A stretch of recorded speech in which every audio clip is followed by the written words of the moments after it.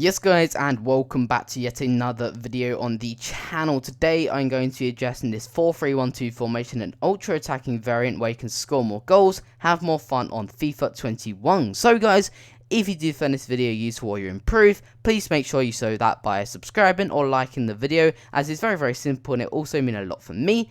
So guys, without further ado, let's get into the tactics. But before we do, I just said we would, but as you can see here, the 4-3-1-2 formation, very similar to the way the 4-1-2-1-2 second works. I do not need to show you because I'm already sure you know what that is. If you don't, go and check it out now, except from the fact that we do not have that CDM. We have that centre mid who's going to play an absolutely pivotal role in that midfield.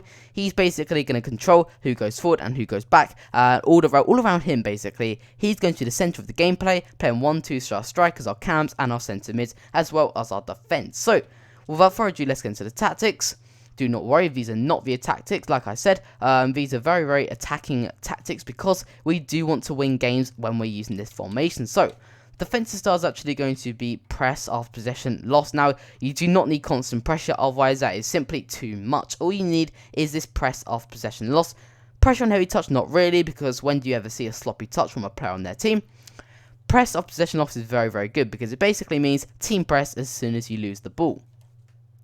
With our width, we want to use 6. We do not want to go too wide on the width in our defence, otherwise it just messes a lot of things up, leaving massive gaps in between our centre halves and fullbacks.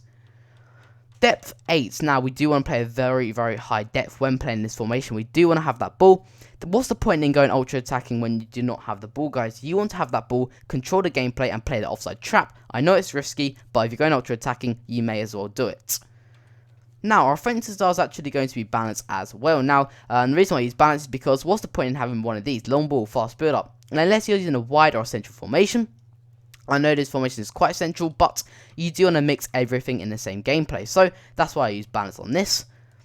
Our width is going to be 4. Now we do want to basically overload the center when attacking. I know it sounds very stupid not having a high width, but you understand why in the game. The 4-3-1-2 is a very narrow formation, as you can see here.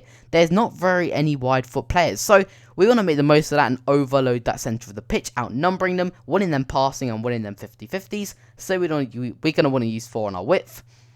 Players in the box is actually going to be 9. We want to overload that box so much, guys. Get our fullbacks in there, get our centre mids in there, get our cam in there, get our strikers in there. Except from our centre halves, we want every single player to get into that box, and of course, you do not want your goalkeeper getting in there.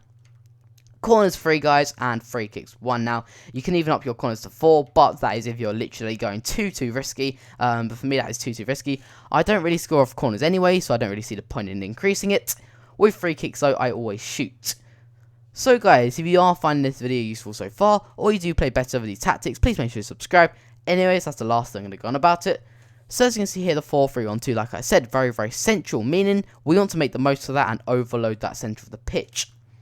So, moving on to our instructions, they're going to stay central again, staying through the centre, stay forward, always being up there when we need them, and they're also going to on getting behind. Now, I really enjoy having getting behind on my strikers in an attacking formation because they're constantly running. They're not running out of energy, and they're basically causing havoc for the centre halves at all times, and basically making them have more pressure on themselves.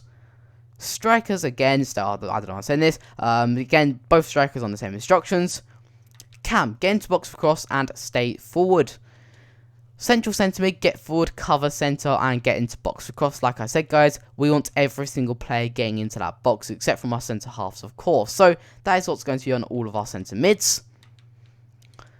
Fullbacks are going to join the attack and join the attack. Now, there's absolutely no need for the overlap run type because we're not overlapping anyone. Who are we overlapping in this formation if everyone's going through the centre? Absolutely nobody. So, mixed attack is the best on the run type. Centre backs are actually going to have stay back while attacking like you would want them to. And goalkeeper comes crosses and sweeper keeper. Not only are all outfield players being very aggressive, our goalkeepers also going to be very aggressive, saving more goals and basically winning us back possession or retaining the possession for us and hopefully igniting that counter-attacking opportunity.